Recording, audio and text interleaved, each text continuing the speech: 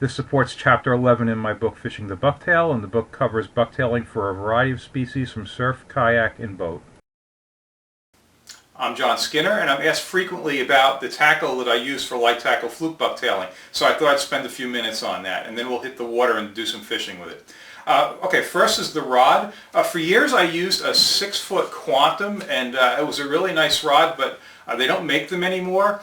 And this past season I've been using a 7-foot Tsunami Classic series. It's rated 10 to 20 pound test line. Lure rating on the rod says 1/2 to 1 ounce. I've been using 1/2 to 2 ounces, no problem. The sweet spot for me with bucktailing is normally in the 3/4 to 1.5 ounce range. What I like about the rod is it's just the right action for the type of fluke bucktailing that I do, and it's fun with the smaller fish, but if you hook into a striper or a bluefish, it's no problem. It handles it easily. Initially, using the 6-foot rods, those have shorter handles, and someone encouraged me to try a 7-footer with a longer handle, and I would never go back to the shorter rod now because I've gotten very used to tucking this longer handle underneath my forearm, which makes it a lot more comfortable for the jigging. But then when you set the hook, you can execute a very powerful one-armed hook set when you've got the rod butt tucked underneath your arm. You can just come one big swipe, make a nice hook set, and we'll get to see that on the video. Now, as for the reel, for about the last, 6 or 7 years, I've been using a Quantum Accurist. And what I like about this reel is this thumb bar, because you can have very nice one-handed depth control. All I need to do to let line out is push down on the thumb bar, the line goes out. When I lift up my thumb, the line stops going out. So when you're out there jigging and you want to just drop out a few extra inches of line, all you need to do is push the bar, let out a little bit of line, and then you don't need to go with the second hand and undo a clutch and then re-engage the reel. Everything's right off the thumb bar. So that's the main feature that I really appreciate in this reel. Now, this specific model is an AC100 HPT. The gear ratio is 7 to 1, so this is the higher speed reel. For the main line, I have 15 pound test spider wire stealth braid. Now for the rig itself, and I have a separate video on how to tie this rig, but it's very simple. This is 20 pound test fluorocarbon. I have a bucktail on the bottom, and then 1 foot above that I have a teaser. And for more specifics about the bucktail and teaser, the bucktails that I'm using now are made by S&S Bucktails.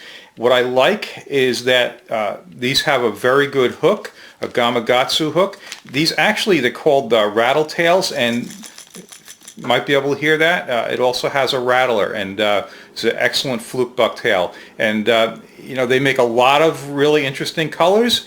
If you had nothing else but white, I think you'd be just fine, but the colors make it fun to do some experimentation. And for the teaser, I definitely prefer the Tsunami Glass Minnow. This is an awesome teaser for fluke bucktailing. I mentioned that I use the 4-inch Berkley Gulp Alive swimming mullets. They fit perfectly on this, and they actually seem to last a long time. They stay on the hook well.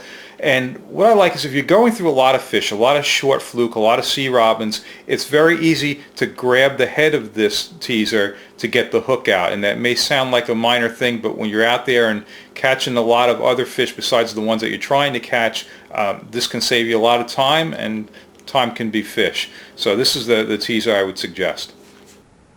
Both the bucktail and the teaser are tipped with 4-inch Berkley Gulp Alive swimming mullets. I prefer white or chartreuse.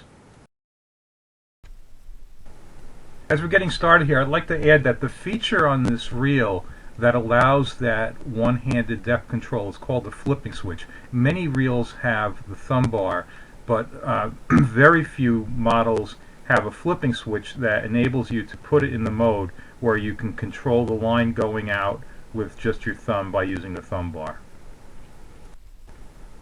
All of the gear I mentioned, including those Tsunami Glass Minnow teasers, which can be kind of hard to find, and the S&S Bucktails, those are all carried by J&H Tackle in Oakdale, Long Island, both in the store and online. I'm in 20 to 25 feet of water in eastern Long Island Sound, and I'll keep editing to a minimum here so you can get a better feel for the pace of the action.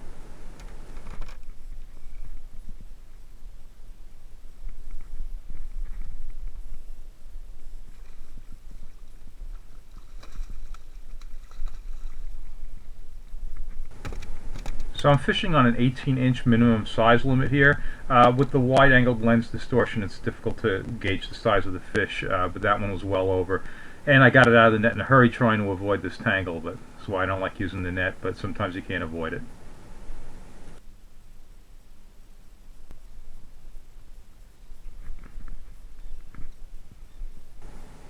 So I'm just dropping to the bottom here. The jigging action is just like a rapid bouncing, very rapid short strokes.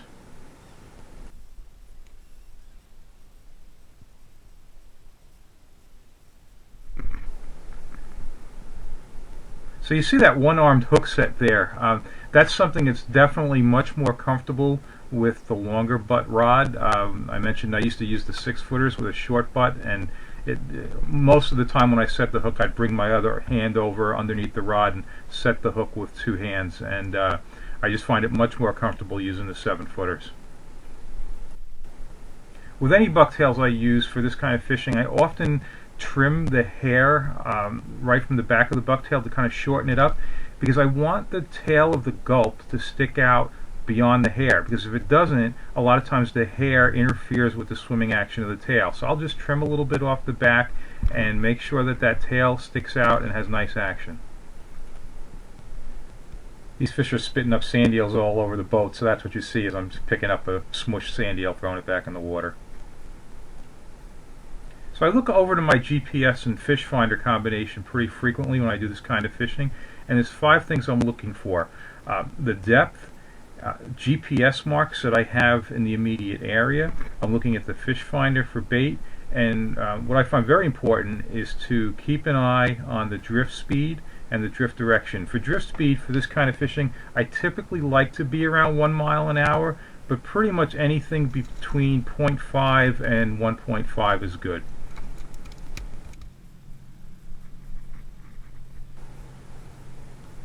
So I mentioned earlier how one of the things I like about these Tsunami glass minnow teasers is that it's easy to unhook fish, and this is an example of that. And, typically when we're fluke fishing, the fluke are also called flounder in many parts of the country, we go through a lot of ones that, that one needed to be 18 and it was just short, and we go through a lot of those. So to be able to unhook the fish quickly is definitely an advantage.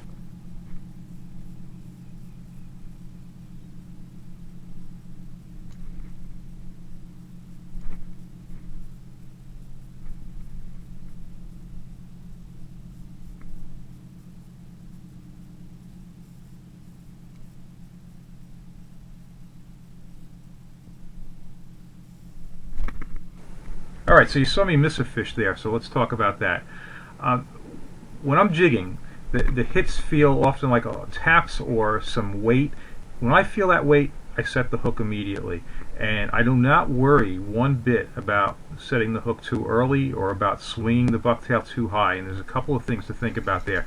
On my YouTube channel, I have now loads of underwater video of fluke fishing, and I've found it very educational. And one of the things is that if you miss one of these fish, that fish is coming back. And it was even quite remarkable to watch underwater video to see where they had grabbed strip baits and had them, all the way down, well inside their throat. And even if you fought the fish a little bit and it came off the hook, the fish went right back after it. So they're very aggressive. They're not going to hesitate to go back after the lure. The other thing is when you swing, I've watched on the video where the bucktail ends up going, way high off the bottom, and then settles down. But what happens when it comes up high like that is that other fish in the area, now the lure comes into the field of view of more fish. So it's actually a way to attract some fish. So I don't hesitate to set the hook. I don't mind if I miss the fish. I know the fish will come right back. I know even the action of the hook set could draw other fish in.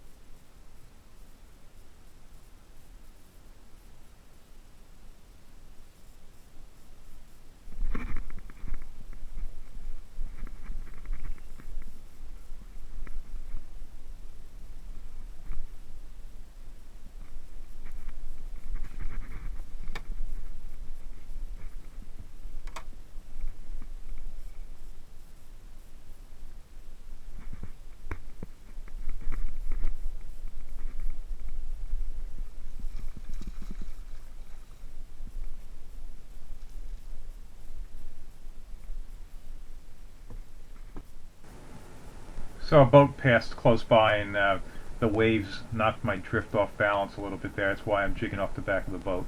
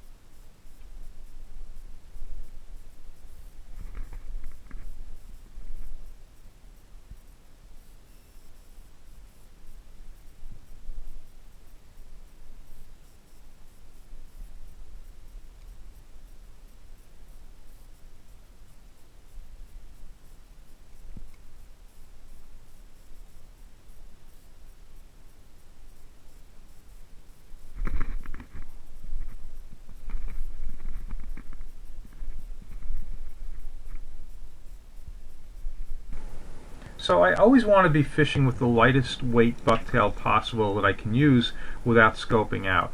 And by scoping out, I mean that in order to stay near the bottom, you have to keep letting out line, and then you get an increasing angle on your line, and I want to avoid that. Right now, I'm in 23 feet of water. I'm fishing 3/4 of an ounce. That's quite light. And the current's starting to pick up, and I'm starting to scope out a little bit, so I'm going to switch over to a 1-ounce bucktail. What I like to do is, to save time, I have a separate rod all set, all ready to go with a 1-ounce, so I can just switch rods here. I don't need to actually re-rig another bucktail. And as I've mentioned, time can be fish, and I like to save time and be as efficient as I can. Alright, I'm done narrating. I've got one more drop to go here, and I hope you found this video to be informative, and if you enjoy these videos, please subscribe to my channel.